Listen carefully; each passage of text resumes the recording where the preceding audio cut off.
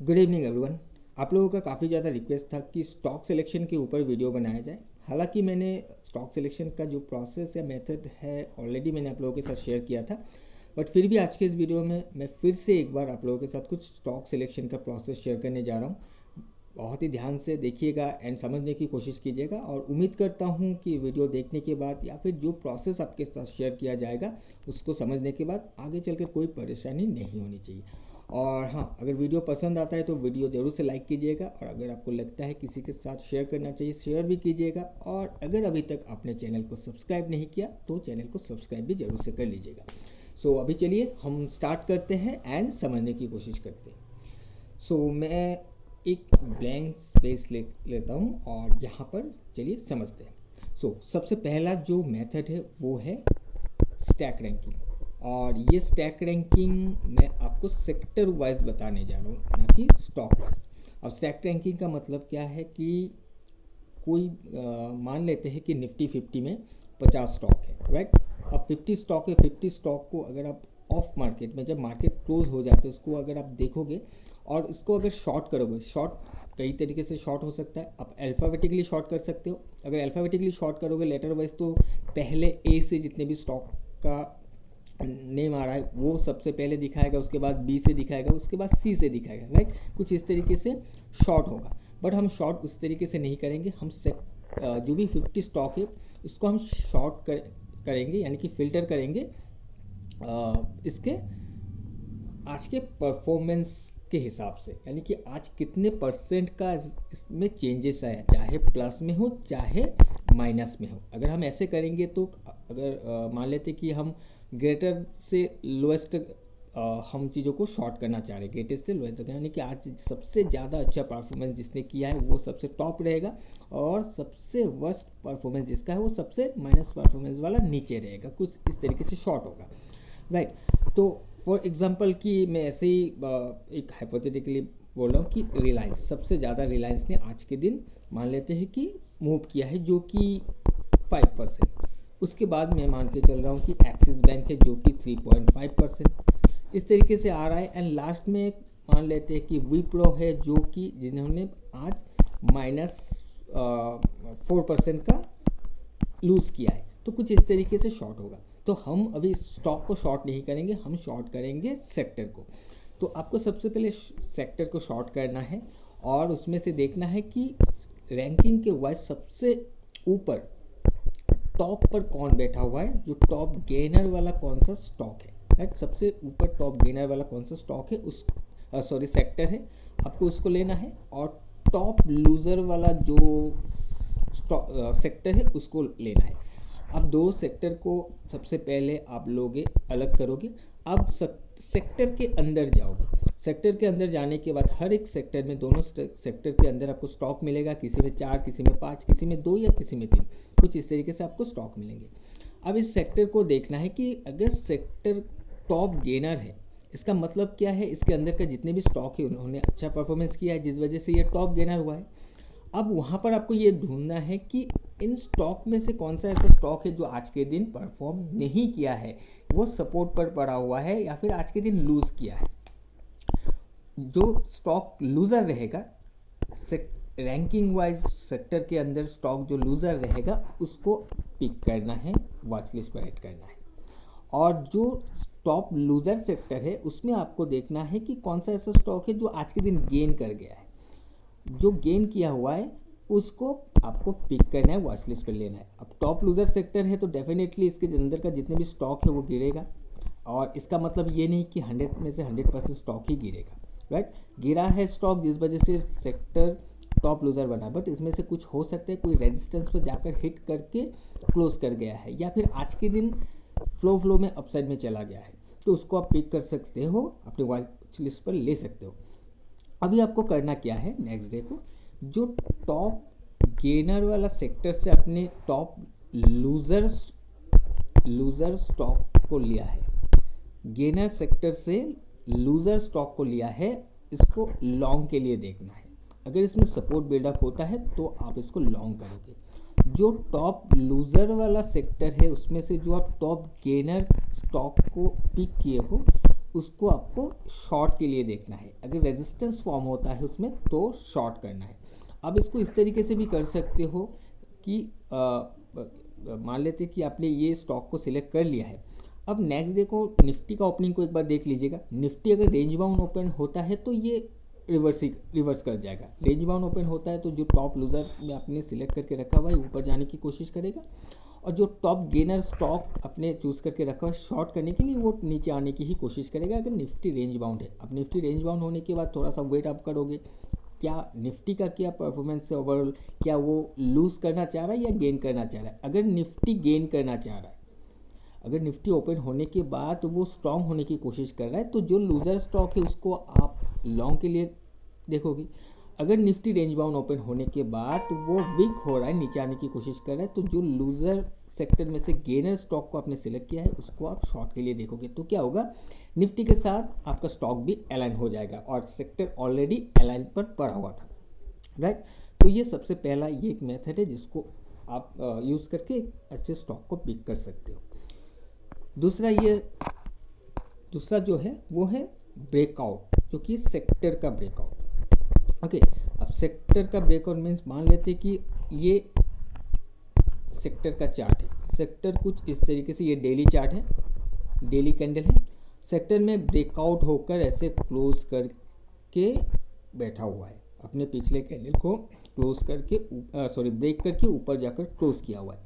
अब उस सेक्टर का कोई अगर स्टॉक आपको ऐसा दिखता है जो ये फर्स्ट कैंडल है एंड ये सेकंड कैंडल है, कुछ इस तरीके से बना हुआ है, हायर हाई हायर लो किया हुआ है, बट इसने ब्रेक नहीं किया है, ये ऊपर से रिजेक्ट होकर नीचे आकर क्लोज कर गया है, ब्रेक नहीं कर पाया पिछले दिन का हाई को। सेक्टर ऑलरेडी ब्रेक कर गया है लेकिन स्टॉक नहीं किया, और स्टॉक में वॉल्यूम का ब्रेकआउट आ गया है। और इसी के साथ अगर आप चाहो तो एक बार NSE के साइट पर जाकर चेक कर सकते हो क्या वॉल्यूम के साथ साथ डिलीवरी भी ब्रेकआउट हुआ है। अगर ऐसा हुआ, डिलीवरी भी ब्रेकआउट हुआ है, तब और भी बेटर है कि दोनों चीज़ ब्रेकआउट आ गया है, यानी कि पोजीशन भी बन गया है, पार्टिसिपेशन भी आ गया है, सब कुछ आ गया है। अब इसको आप लॉन्ग डायरेक्शन के लिए कर सकते हो कि अब इसमें ब्रेकआउट आ जाएगा। चांसेस बहुत ज़्यादा है कि ऑलरेडी सेक्टर बाहर है, ये ब्रेकआउट करके ऊपर चला जाएगा क्योंकि वॉल्यूम का ब्रेकआउट आ चुका है और प्राइस का ब्रेकआउट हो जाएगा। ये एक सेकंड मेथड, इसको भी आप यूज़ कर सकते हो। Okay, next third same breakout bar का ही मेथड है, लेकिन ये स्टॉक वाइज है कि स्टॉक में ब्रेकआउट हुआ है, कुछ इस तरीके से ब्रेकआउट होकर ऊपर क्लोज किया है और हायर लो भी है। अब इसमें अगर ट्रेंड अपसाइड के दौरान है, कुछ इस तरीके से है, या फिर मान लेते हैं कि प्राइस ये अप ट्रेंड में है, प्राइस रिट्रेसमेंट में आने के बाद जब ये अपने मेन ट्रेंड को रिज्यूम कर रहा है उस दौरान यहाँ पर हुआ है, इस लैग के अंदर, क्योंकि प्राइस अगर हायर लो बना के रिज्यूम करने की कोशिश कर रहा है, अब नया हाई बनना चाहिए, तो यहाँ पर इस लैग में रिज्यूम करने के टाइम पर जब हायर लो बना है उसके बाद से अगर आपको इस तरीके का स्ट्रक्चर दिखता है हायर लो का एंड ब्रेकआउट में, तो इसको भी आप सिलेक्ट कर सकते हो, क्योंकि अब ये स्ट्रांग हो रहा है तो ये नया हाई बनाने के लिए जाएगा, प्राइस ऊपर जाने की कोशिश करेगा, क्योंकि ऑलरेडी आपको आज के दिन जो इसका स्ट्रेंथ है वो दिखा चुका है ब्रेकआउट करते हुए। अब यहाँ पर हो सकता है कि पहला वाला कैंडल में वॉल्यूम का ब्रेकआउट आया हुआ है और जिसने ब्रेक करके ऊपर क्लोज किया है इसमें वॉल्यूम का ब्रेकआउट नहीं आया है, कोई प्रॉब्लम नहीं, इसको भी कर सकते हो और ये बेस्ट होगा। और भी अगर सेकंड कैंडल में ब्रेकआउट नहीं आया है, राइट, अगर सेकंड कैंडल में ब्रेकआउट नहीं आया, फर्स्ट कैंडल में ब्रेकआउट आया हुआ है, सेकंड कैंडल में वॉल्यूम रिड्यूस हो गया और ब्रेकआउट करके ऊपर क्लोज हो गया, इसको करना और भी सही रहेगा, क्योंकि हमें ये समझ में आएगा कि इस कैंडल में जो, मैं इसको थोड़ा सा क्लियर करता हूँ तो आपको फिर डिस्टर्ब नहीं होगा, एक मिनट मुझे। ओके, सो इसमें वॉल्यूम का ब्रेकआउट आया पिछले कैंडल के हिसाब से, इसमें नहीं आया। अब ये क्यों बेस्ट है?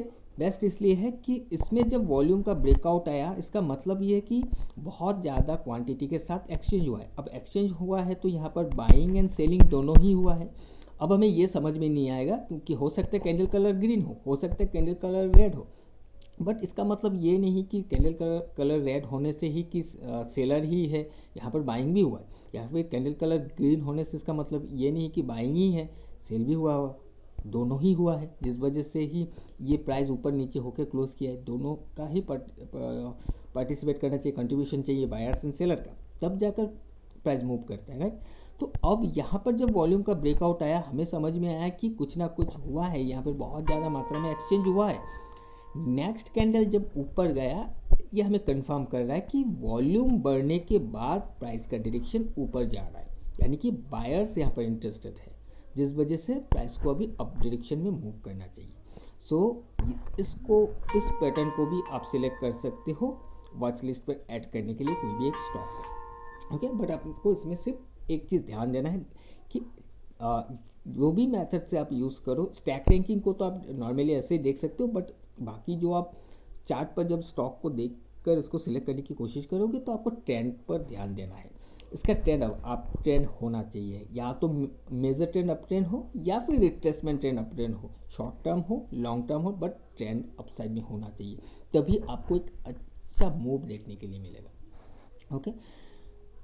एंड उसी के साथ मैंने आप लोगों के साथ और एक पैटर्न शेयर किया था, जो कि है ब्रेक इनसाइड बार का। वो कैसा है, कुछ इस तरीके से बनेगा, जो अपने पिछले कैंडल का जो लो है, लो के नीचे जाकर लिक्विडिटी हंट करते हुए ऊपर आकर क्लोज हो गया, राइट। इसके बाहर सस्टेन नहीं कर पाया, तो इसको भी आप सिलेक्ट कर सकते हो। सेम ट्रेंड को देखना है, अगर ऐसा स्ट्रक्चर बनता है, आप सिलेक्ट करते हो, वॉच लिस्ट पर ऐड करते हो, तो नेक्स्ट मूव का जो एक्सपेक्टेशन रहेगा हमारा कुछ इस तरीके का, या तो प्राइस इसके यहाँ से बाउंस करने की कोशिश करेगा, या फिर इस लेवल से फिर से ब्रेक इनसाइड होने की कोशिश करेगा। क्योंकि जब प्राइस ऐसे एक स्ट्रक्चर को बनाएगा, एक ब्रेक इनसाइड कैंडल बनेगा, तो ये जो एरिया रहेगा ये काफ़ी इंपॉर्टेंट एक सपोर्ट एरिया बन जाता है। अगर प्राइस ओपन यहाँ होकर यहाँ पर भी आता है, तो फिर यहाँ से बाउंस करने की कोशिश कर सकता है, या फिर कैंडल के हायर लेवल से बाउंस कर जाएगा, कहीं ना कहीं से आपको सपोर्ट फॉर्मेशन दिख जाएगा, एंड उसको आप ट्रेड करके चल सकते हो। तो ये पैटर्न को भी आप यूज़ कर सकते हो एक स्टॉक को पिक करने के लिए, ओके। एंड लास्ट मैं आपको एक बोनस मेथड बताता हूँ। मेथड तो वही है, बट एक आप कह सकते हो बोनस एक टिप्स भी है। तो आपको ये देखना है कि कोई भी स्क्रिप्ट हो, कोई भी एसेट्स हो, इसका अगर ट्रेंड अपसाइड में है, वो आप डाउन साइड के दौरान भी कर सकते हो, मैं अपसाइड का ही बता रहा हूँ। ट्रेंड अप ट्रेंड में है, ठीक है, और प्राइस रिट्रेसमेंट में आ रहा है, और रिट्रेसमेंट में जब प्राइस रिट्रेसमेंट ट्रेंड में चल रहा है, उस दौरान अगर सडनली एक बहुत बड़ा रेड कैंडल बनता है, और इस वाले लेग पर जो सपोर्ट बिल्ड हुआ है, क्योंकि अभी अगर प्राइस को ये वाला हाई ब्रेक करना है, तो इस लो को डिफेंड करना चाहिए, प्रोटेक्ट करना चाहिए।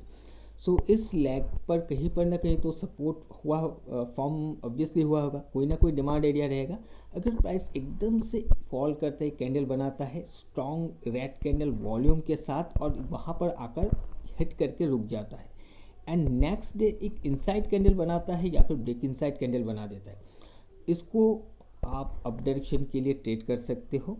बहुत बड़ा कैंडल होता है तब भी कोई प्रॉब्लम नहीं है, स्ट्रॉन्ग कैंडल बन जाएगा और प्राइस ब्रेक इनसाइड हो जाएगा नेक्स्ट डे, या फिर एक इनसाइड कैंडल बन जाएगा, जो कि लो वॉलेटाइल कैंडल भी कहते हैं हम, तो उसको आप नेक्स्ट अपसाइड के लिए ट्रेड कर सकते हो। वहाँ से शॉर्ट कवरिंग आने का चांसेस बहुत ज़्यादा हो जाता है, ओके।